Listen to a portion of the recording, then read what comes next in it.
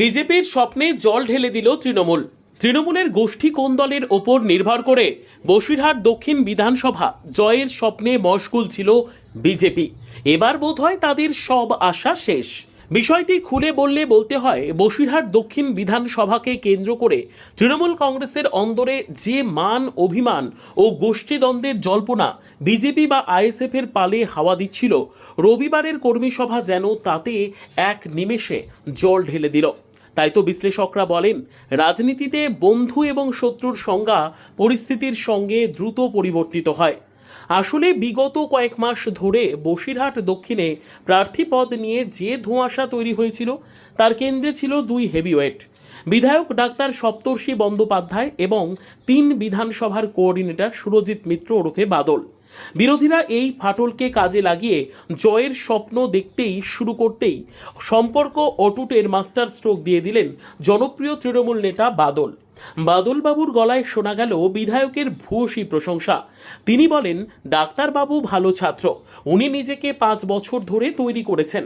ওনার পড়াশোনা, ওনার দক্ষতা দিয়ে আজ যে জায়গা তৈরি করেছেন, তাতে আগামী দিনে উনি ভালো জায়গায় যাবেন। ওনার সঙ্গে আমরাও ভালো জায়গায় পৌঁছব। যখন 21 সালে ডাক্তারবাবু দাঁড়িয়েছিলেন, তখন উনি প্রান্তিক মাঠে যখন প্রথম যান, তখন আমায় বলেছিলেন, দাদা আমি কিছু জানি না, কিন্তু পলিটিক্স টোটালি বুঝি না, পলিটিক্সের কি আছে না আছে আমি কিন্তু কিছুই পারবো না, আপনি ব্যাপারটা দেখেন।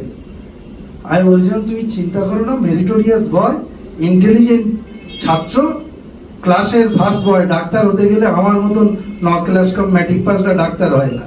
অর্থাৎ তুমি যে জায়গায়, তোমার মেরিট যে জায়গায়, তোমার এটা বুঝতে সময় লাগবে না।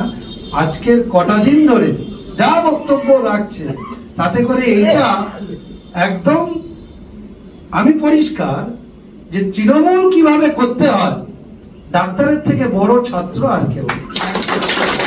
এইটা ও অন্তত 5 বছর ধরে এটা রপ্ত করেছে। দেখুন, এই শিক্ষার একটা বিরাট গুরুত্ব আছে।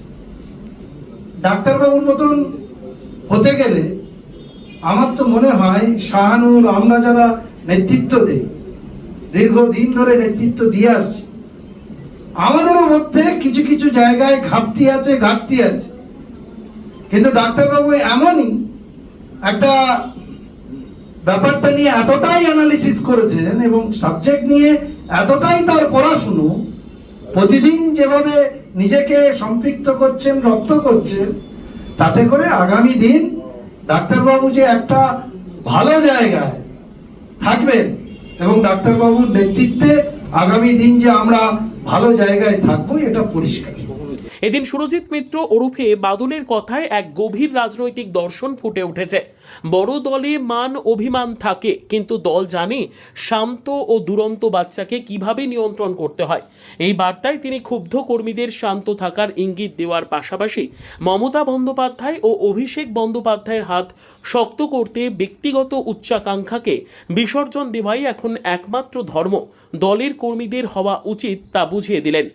আমরা দীর্ঘদিন ধরে যারা দলের সামনের সারিতে আছি, কিছু কিছু সময় আমরা নিজেরা মনে করি বোধহয় আমরাই সব, তার বাইরে কিছু না। এই করতে গিয়ে নিজেদের মধ্যে কোন্দলে জড়িয়ে পড়ি অনেক সময়। তো সেটা সময়ের সাথে সাথে পার্টি এমন একটা জিনিস, রাজ্য পার্টি বলুন বা জেলা পার্টি বলুন, তারা জানেন সে শান্ত বাচ্চা, দুরন্ত বাচ্চা, দুটো বাচ্চাকেই কিভাবে কন্ট্রোল করতে হয়, মা জানেন পরিবার। অন্যদিকে জেলা পরিষদের কর্মাধ্যক্ষ শাহানুর মণ্ডলের বক্তব্যে উঠে এসেছে এক সাবধান বাণী। দলের কর্মীদের আরও ভালো করে কাজের নির্দেশ দিয়ে শাহানুর মণ্ডল বলেন, দলের কেউ কেউ আইএসএফ এর পতাকা লাগাচ্ছেন, এটা করতে দেওয়া যাবে না। যারা অন্য দলের পতাকা লাগাচ্ছে তাদের ভালোবাসা দিয়ে ফিরিয়ে আনতে হবে, রাগারাগি বা মারপিট করে নয়। রাজনৈতিক সৌজন্য বজায় রেখে ভালোবাসা দিয়ে সবাইকে একজন জায়গায় আনতে হবে। মিটিং মিছিল চালু করি, আর প্রত্যেক পঞ্চায়েতে রাস্তায় রাস্তায় তৃণমূলের ব্যানার টাঙাতে হবে, কারণ সমস্ত দিকে লিডাররা যাতায়াত করছে, আমাদের রাস্তাঘাট একদম ফাঁকা। প্রত্যেক পঞ্চায়েতের পতাকা টাঙানোর জন্য অনুরোধ করছি। সাথে সাথে সবাই কোনো পঞ্চায়েতে কোনো সমস্যা হলে আমাদেরকে জানান, বাদলকেও জানাতে পারেন, আমাদের পঞ্চায়েত সমিতি প্রেসিডেন্টকেও জানাতে পারেন, শরীফুলকেও জানাতে পারেন, মোস্তফাকে জানাতে পারেন, বিধায়ককেও জানাতে পারেন, আমাদের চন্দ্রনাথকে জানাতে পারেন। যার যার সঙ্গে সম্পর্ক আছে, যার যার ফোন নম্বর জানা আছে, তাকে আপনারা জানান আপনার কোনো সমস্যা হলে। এই কোন্দল টোন্দল বাদ দিয়ে আজ থেকে আমাদের একটা জিনিস মাথায় রাখতে হবে যে আমরা তৃণমূল, পঞ্চায়েতে কোনো পার্টির পতাকা ছিল না আগামী দিন, কাল থেকে যেন কোনো দলের পতাকা না থাকে। আমি দেখেছি অনেক পঞ্চায়েতে কিছু মানুষ আইএসএফের পতাকা টাঙাচ্ছে। কারা তারা? আমার চোখে পড়েছে তারা আমাদের দলের ছেলে। কি জন্য টাঙাচ্ছে? তাদের সঙ্গে কি সেই পঞ্চায়েতের সেই গ্রাম সভার মেম্বার কথা বলুন, যদি প্রবলেম হয় আমাদের ডাকুন, আমরা যাচ্ছি।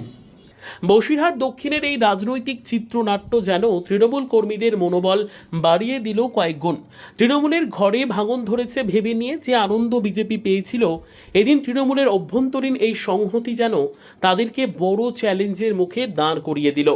নিজেদের রাজনৈতিক মতপার্থক্য সরিয়ে রেখে একজোটে লড়াই করার এই আবেদন যদি বাস্তবায়িত হয়, তবে 2026-এর লড়াইয়ে বসিরহাট দক্ষিণে শাসক দলের পাল্লা যে কয়েক গুণ ভারী হতে চলেছে তা এক কথায় বলে দেওয়া যায়।